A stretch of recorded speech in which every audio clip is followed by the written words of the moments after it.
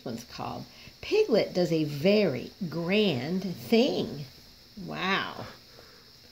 See what's going on with this one. Christopher Robin. Oh, I missed that first page. I didn't realize we had started. Halfway between Pooh's house and Piglet's house was the thoughtful spot where they met sometimes where they had to decide to go see each other. And as it was warm out and the wind was, they would sit down there for a little while and wonder what they would do now and then. Okay. What they would do now that they had seen each other. One day, when they had decided not to do anything, Pooh made up a verse about it so that everybody should know what this place was for.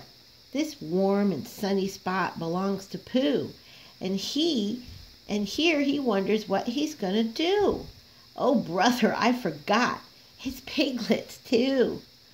Now, one autumn morning when the wind had blown all the leaves off the trees in the night and was trying to blow the branches off too, Pooh and Piglet were sitting in the thoughtful spot and wondering. What I think, says Pooh, is I think we'll go to Pooh Corner and see Eeyore, because perhaps his house has been blown down. And perhaps he'd like to help building it up again. What I think, said Piglet, is I think we'll go see Christopher Robin, only he won't be there, so we can't. Well, let's go and see everybody, says Pooh, because when you've been walking in the wind for miles and you suddenly go into somebody's house and he says, hello, Pooh, you're just in time for a little smack or a little something. And you are, and then it's what I call a friendly day. Piglet thought that they ought to be have a reason for going to see everybody, like looking for small and organizing an exposition. If Pooh could think of something, Pooh could. Well, we'll go because it's Thursday, he said. And we'll go wish everybody a very happy Thursday. Okay, come on, Piglet. They got up, and when Piglet had sat down again, because he didn't know the wind was so strong, he had been helped up by Pooh, and then they started off. They went to Pooh's house first.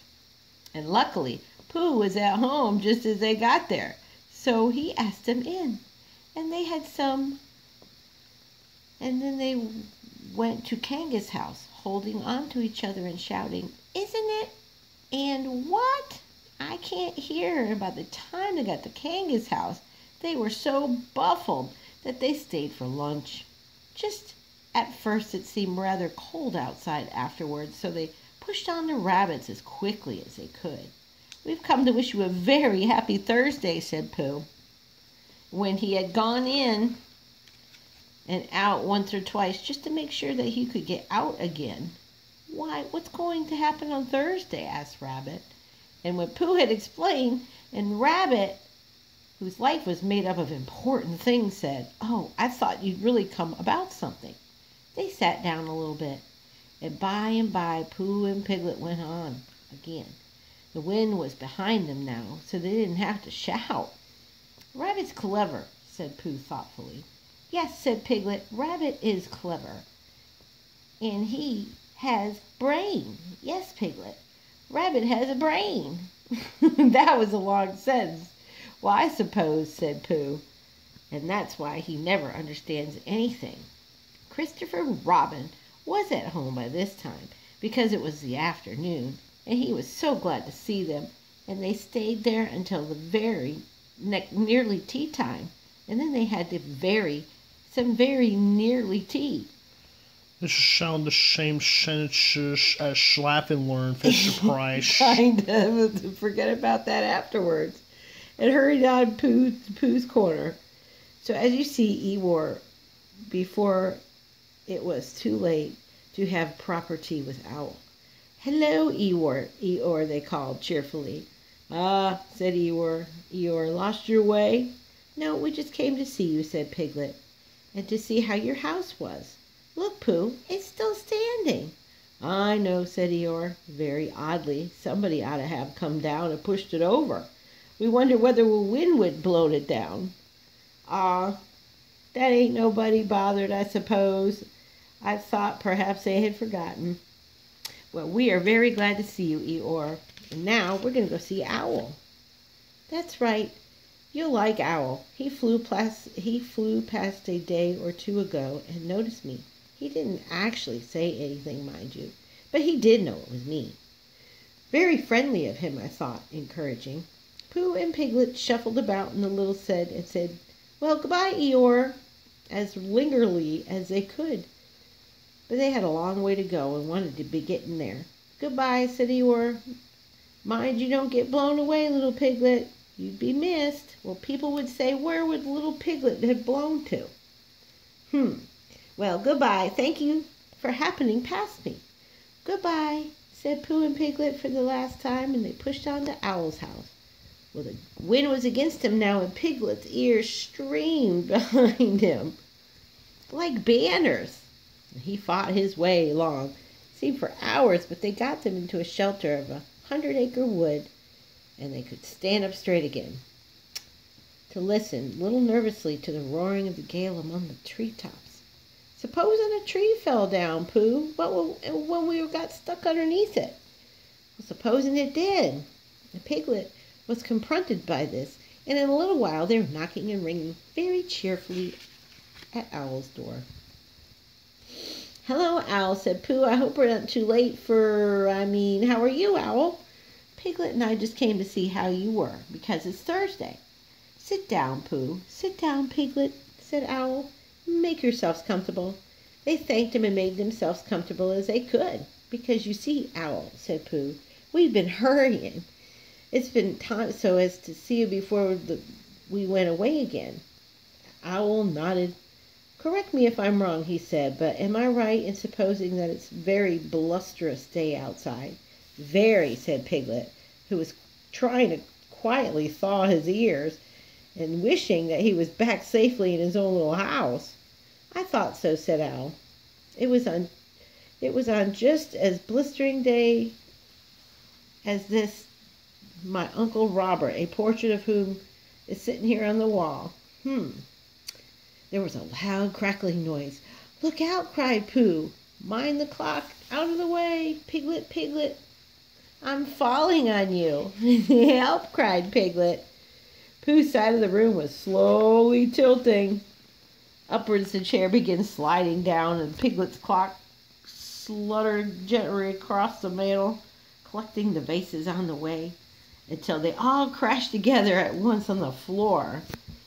Uh-oh. Piglet's chair, just as Piglet was expecting to leave it for a little while because it became very difficult to remember.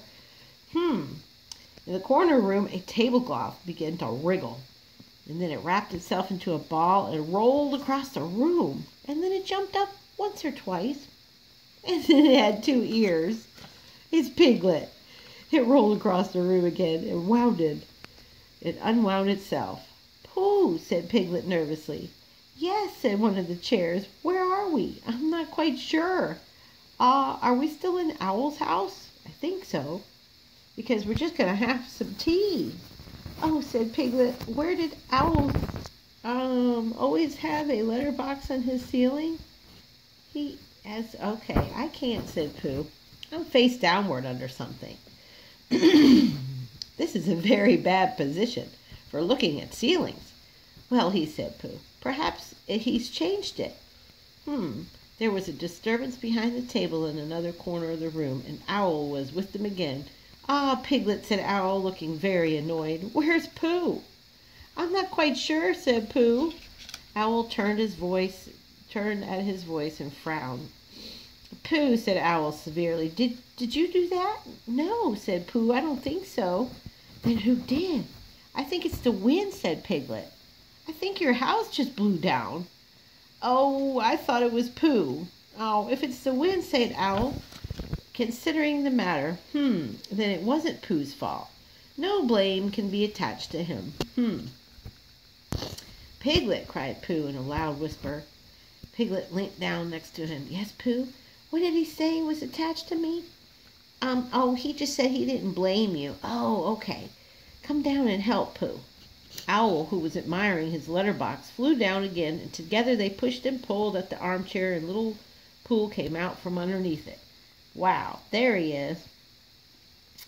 Well, said Owl, this is a nice state of things. What in the world are we going to do? It was just a little thing I thought of. And he just decided to sing. I lay on my chest and I thought it was best. I pretended to be having the evening rest. I lay on my tum and I tried to hum. But nothing particular seemed to come. My face was flat on the floor, and that is all very well for an acrobat, but it doesn't seem fair for a friendly bear to stiffen him out of a basket chair. And it sort of goes and grows and grows. It's not too nice for my poor old nose. And sort of squinch. It is much too much for my neck and my mouth and my ears and such. That was all, said Pooh. Owl coughed in an unadmiring sort of way and said, Pooh, I'm sure that was all. Because, said Owl, we can't go out the same front door. We fell on it.